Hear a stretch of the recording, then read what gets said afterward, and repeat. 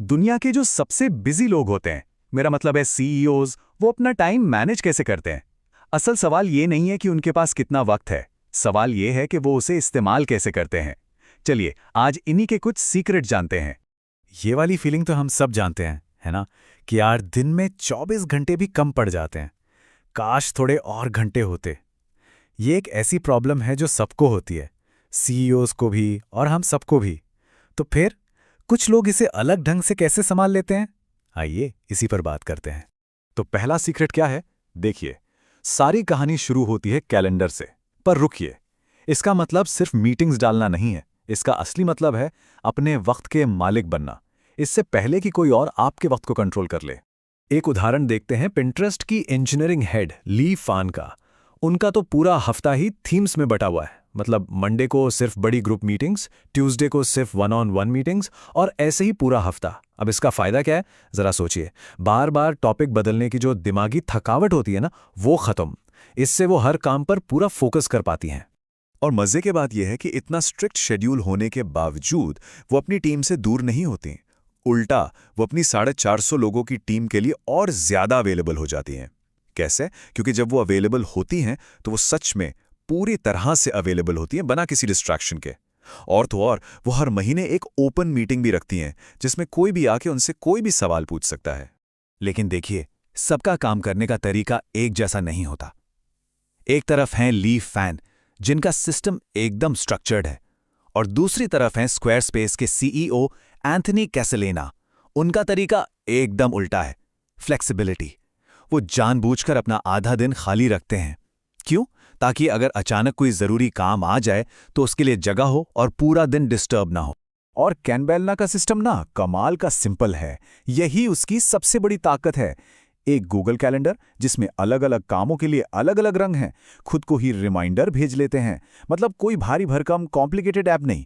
और सबसे जरूरी बात, वो अपने काम और घर दोनों की प्लानिंग के लिए एक ही सिस्टम इस्तेमाल करते हैं। इससे सब कुछ एक जगह ऑर्गेनाइज रहता है। अच्छा, अब आते हैं अगली बड़ी मुश्किल पर, डिजिटल डिस्ट्रैक्शंस। आज के ज़माने में लगातार आते ईमेल्स, नोटिफिकेशंस, इनको मैनेज करना ही अपने आप में एक फुल टाइम जॉब बन गया है। और इसी से जुड़ी है आज की सबसे बड़ी पहेली, हमारा ईमेल इनबॉक्स। ईमेल्स की इस बाढ़ से कैसे बचें, वो भी बिना कोई ज़रूरी चीज़ मिस किए? अगर इग्नोर करो तो काम पीछे छूट जाता है। तो फिर इसका हल क्या है? इसके लिए एंथनी कैसलेना का एक तरीका है, जिसे कहते हैं इनबॉक्स जीरो। 2 मीटिंग्स के बीच में जो थोड़ा सा भी वक्त मिलता है ना, वो उसमें फटाफट 3 काम करते हैं। जिसका जवाब तुरंत दे सकते हैं, दे दो। जो फालतू है उसे डिलीट करो, और जिस पर बाद में काम करना है उसे आर्काइव कर दो। और पता है, ये सब वो खुद करते हैं, बिना किसी असिस्टेंट के। अब जरा सोच कर देखिए कि किसी की टीम दुनिया के अलग अलग कोनों में हो, अलग अलग टाइम जोन में। गेस्ट टू गेस्ट के सीईओ इमैनुअल आर्नोल्ड के लिए ये रोज की हकीकत है। उनकी टीमें पेरिस, कैलिफोर्निया और क्रोएशिया में है। इन सब के साथ कोऑर्डिनेट करना वाकई एक बहुत बड़ा चैलेंज है। तो आर्नोल्ड ये सब करते कैसे हैं? वो अपने बीच के वक्त यानी इन बिटवीन टाइम को इस्तेमाल करने में उस्ताद हैं। ऑफिस साइकिल से आते जाते फोन कॉल्स निपटा लिए, लंच के टाइम पर कोई पर्सनल मीटिंग कर ली, छोटे मोटे ब्रेक्स में कॉन्फ्रेंस कॉल कर ली। वो वक्त के हर छोटे टुकड़े का इस्तेमाल करते हैं। इसका नतीजा, दिन खत्म होने पर वो सच में टाइम पर घर जा पाते हैं। और अब आते हैं तीसरे और शायद सबसे जरूरी उसूल पर। बात सिर्फ टाइम मैनेज करने की नहीं है, बात है अपनी एनर्जी मैनेज करने की। क्योंकि सच तो ये है, अगर एनर्जी ही नहीं होगी तो दुनिया का सारा वक्त भी किसी काम का नहीं है। ई हार्मनी के सीईओ ग्रांट लैंगस्टन की ये बात सुनिए। वो कहते हैं, मैं एक इंट्रोवर्ट हूं, इसलिए लगातार मीटिंग्स करना मेरे लिए बहुत थका देने वाला हो सकता है। ये कितनी बड़ी बात है।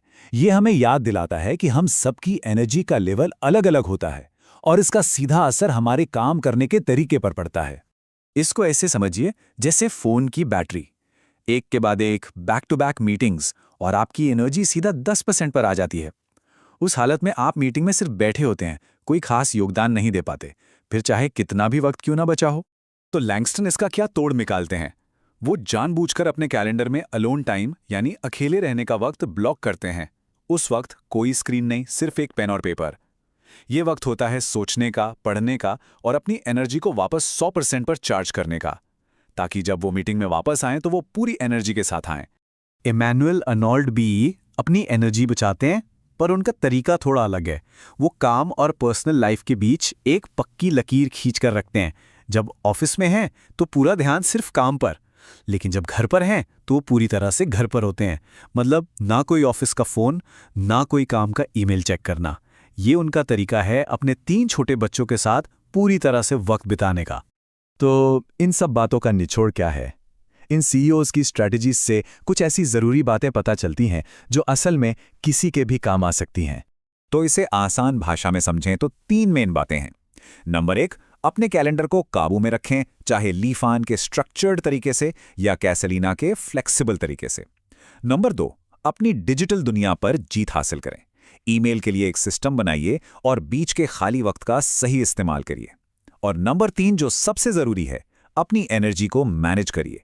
रिचार्ज करने के लिए ब्रेक लीजिए और अपनी पर्सनल बाउंड्रीज को प्रोटेक्ट कीजिए। इन आदतों को अपनाकर कोई भी ज़्यादा सलीके से काम कर सकता है और सबसे बड़ी बात, अपने लिए ज़्यादा पर्सनल टाइम निकाल सकता है।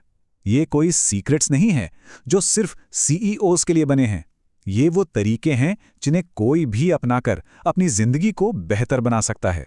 तो अब सवाल ये उठता है, कैलेंडर को थीम में बांटना, इनबॉक्स ज़ीरो को अपनाना या फिर अपनी एनर्जी को रिचार्ज करने के लिए थोड़ा अकेला वक्त निकालना, इनमें से कौन सी एक आदत है जिसे आज से ही शुरू किया जा सकता है?